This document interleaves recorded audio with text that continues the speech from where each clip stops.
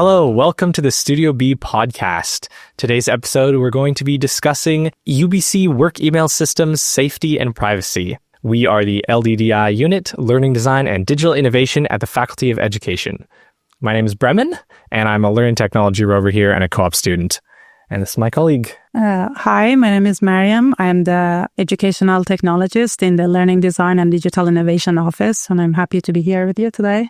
Awesome. And now we're just going to do a bit of a land acknowledgement. Mariam, you ready to do that? Yeah, I would like to begin by acknowledging that the land on which we gather is the traditional, ancestral, and unceded territory of the Musqueam people. As a settler in Canada, I am so grateful for the opportunities and blessings this land has provided for me. Absolutely. Thank you so much. All right. So before we get started, just have a few notes for the audience here. Remember that we will have timestamps for the video. So if there's something specific you'd like to learn about, you can click through those, as well as all of the materials that we'll be discussing will be linked in the description. So make sure to take a look. And of course, if you're looking for more great educational content about EdTech and beyond, make sure to subscribe to our channel and share it in your community. So, an outline for today's video. It's going to be a shorter one today. We're just going to be going through a few scenarios in email safety and security and sort of seeing if I can guess the right way to act in various situations to make sure that we're falling within UBC's guidelines. And then we're going to fill in the cracks a little bit and go through a few important points to keep in mind. And finally, talk about some alternatives to email systems that can potentially be more secure in certain situations. All right.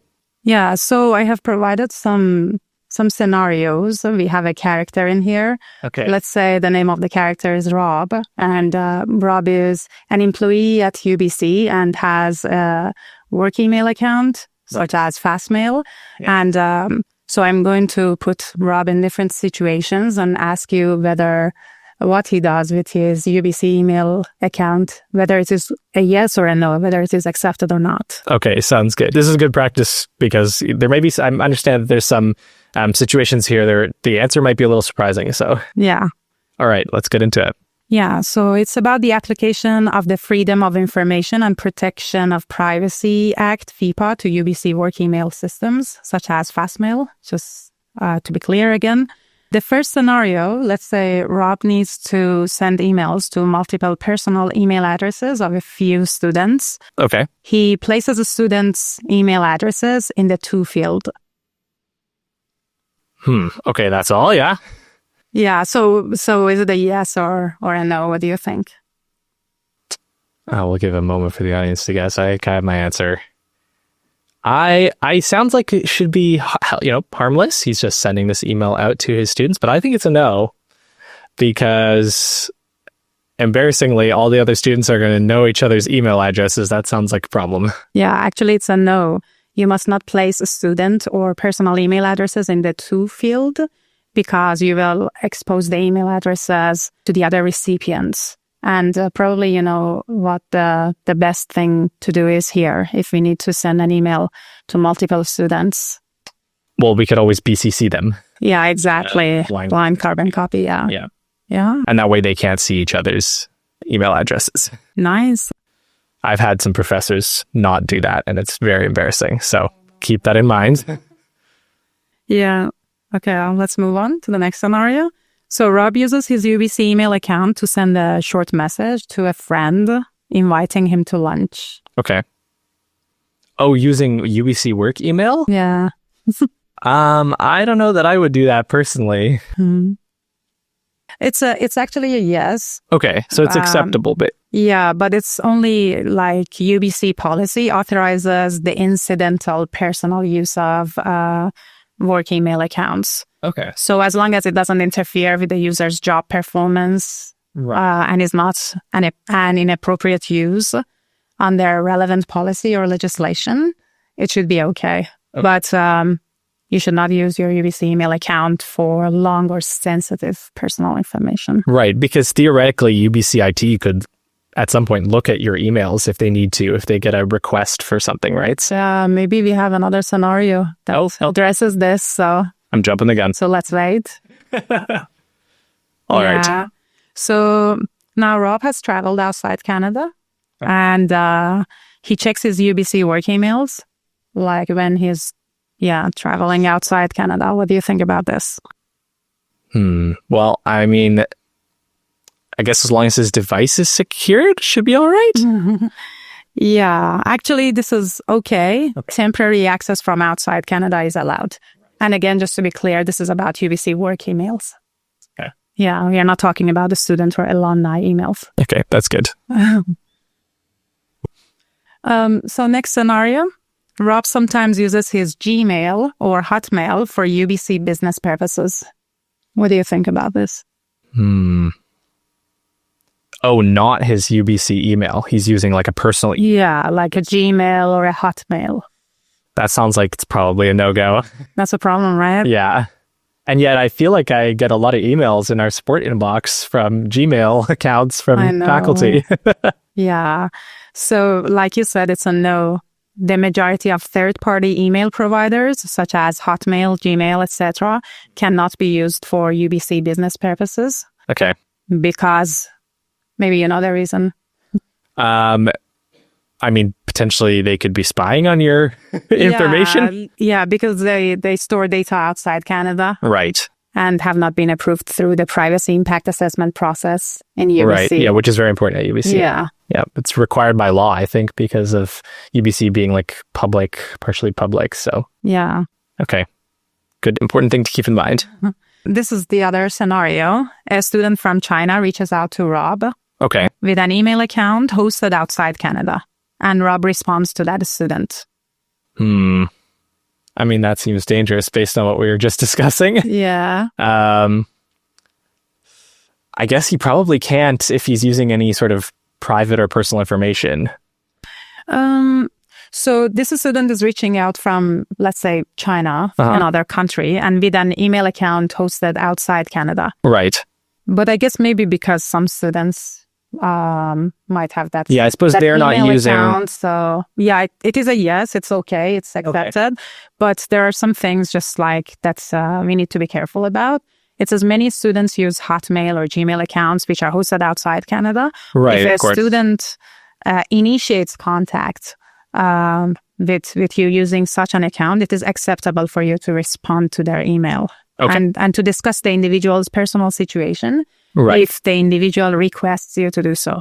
But again, caution, you cannot disclose information about anybody else. Okay, so you got to keep the conversation about just you and whoever contacted you if they're using an external email. Yeah, once they initiate the email. Okay, sounds good. Ready for the next scenario? Okay, let's do it. Okay, so Rob uses his UBC email account for personal uses, feeling certain that his communications will remain private. Okay.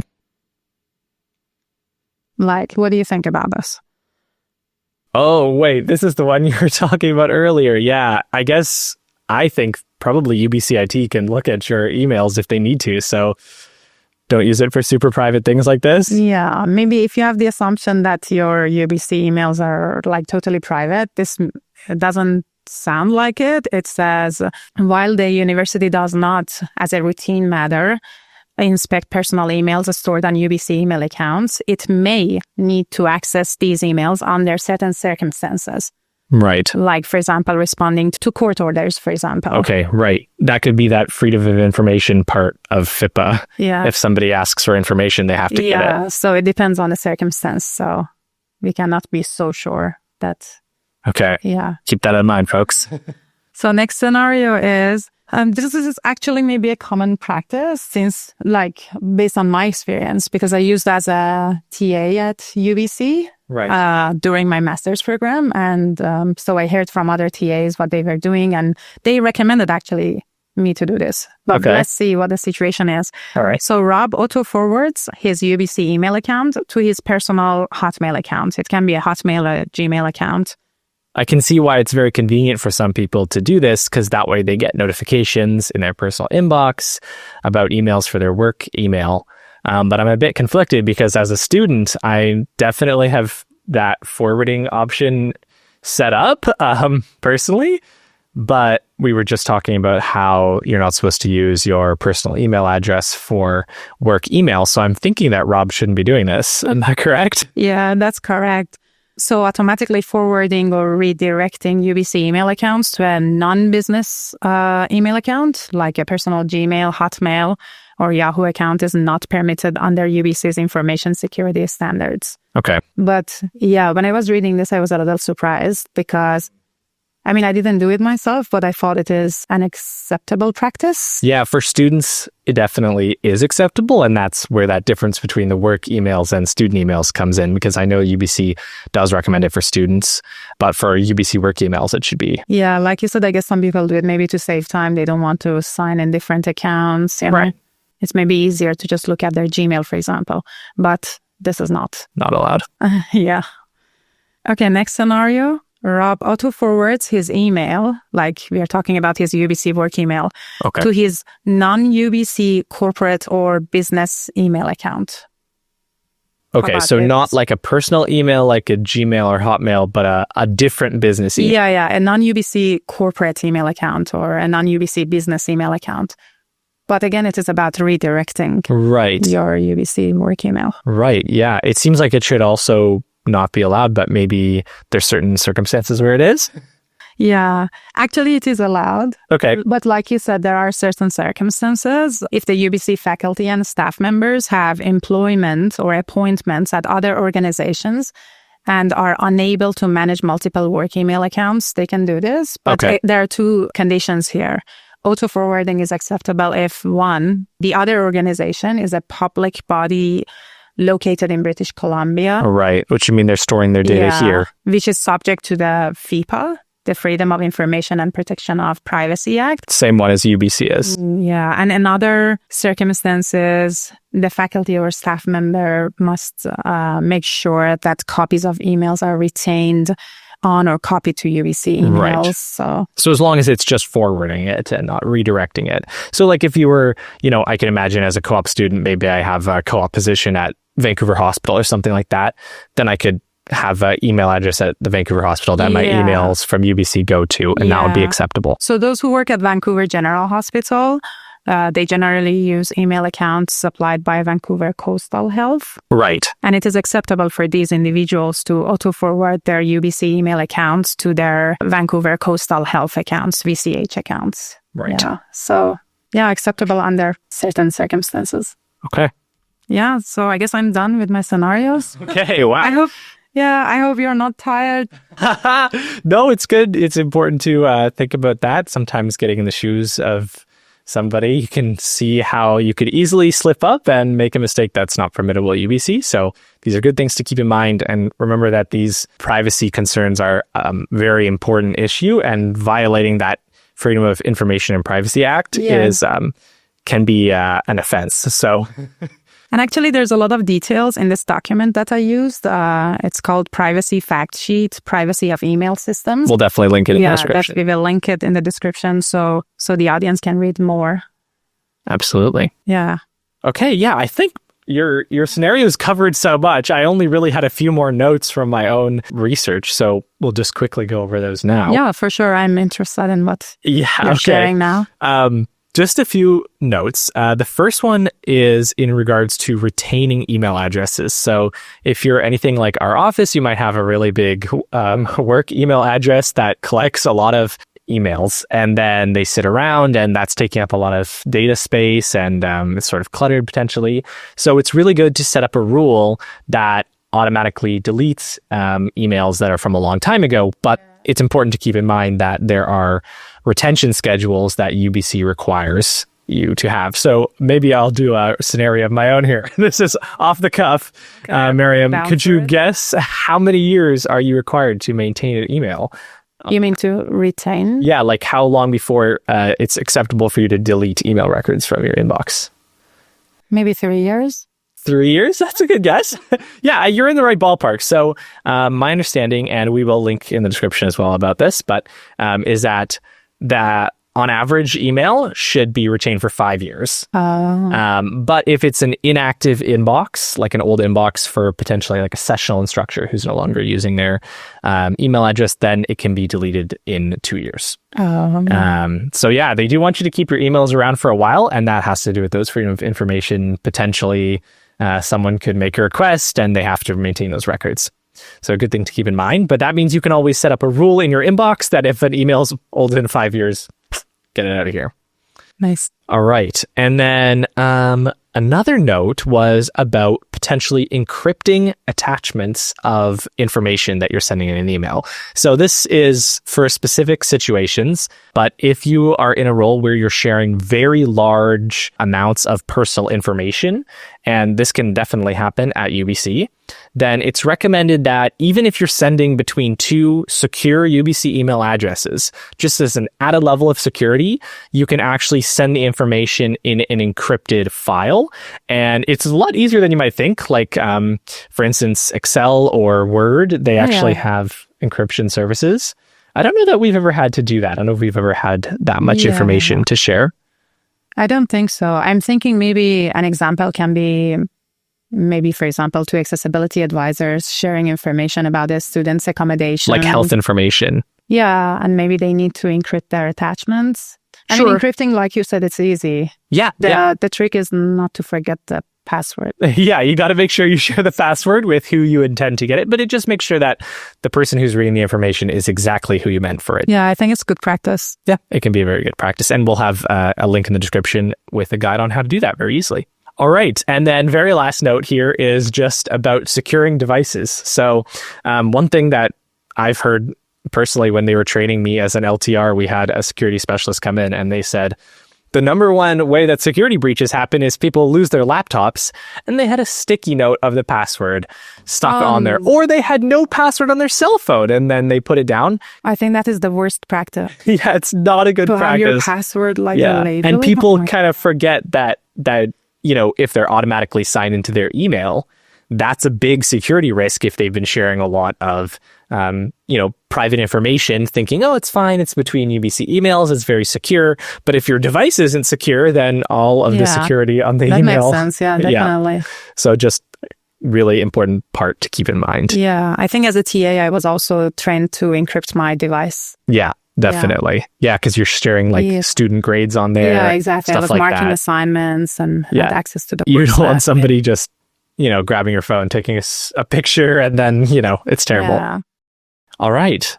So the last point in our outline for this video, like I said, it's a shorter one today, is about alternatives to email in cases like communicating with students where you don't want to have to communicate with them through their personal email addresses. Yeah. Maybe you don't even have their personal email addresses. Yeah. You can't get that through the learning management system like Canvas. Yeah, like based on my experience, it gets even more difficult when the instructor is new and it's their first class and they are just very confused about how they can get in touch with their students. Right. And fortunately, there's this option in Canvas, our learning management system. In the global navigation menu, there is an inbox tab. If they just click it, then there's a compose icon. They can choose the course. They can choose any of the students or TAs or maybe other teachers in the course, and they can send them a message. Mm-hmm. But instructors sometimes think that because they have this inbox option in Canvas, therefore they have access to the email address of each individual student or TA or teacher. Right. But this is not true. Yeah, like as we were discussing before, you can't send the student emails, and the student emails themselves are private information. So they aren't just shared easily. Unless the student initiates a conversation, you don't know what their personal email address is. Exactly. Like I myself got in touch with my supervisor with my Gmail at the very beginning. Right. But so the good news is the inbox option in Canvas. That is how instructors can communicate with their students. But like I said, this doesn't provide the email addresses. And then another option is they can communicate with their students through Workday Student. It is called a student communications tool. We will provide the email addresses instructors can use to connect with Workday support because it's not our unit. We support Workday. Yeah. I mean, although we do all the requests about Canvas, but Workday Student is another. Yeah, so definitely look into that if you're looking for another way to communicate with the students. And my understanding is that the students will receive an email in their UBC student inboxes if you send one out through Workday. So it kind of goes straight to their normal emails, which is very convenient for them. Oh, really? I didn't know that. Yeah. So, and then with the Canvas, like definitely as a student, I've received emails from professors through the Canvas inbox.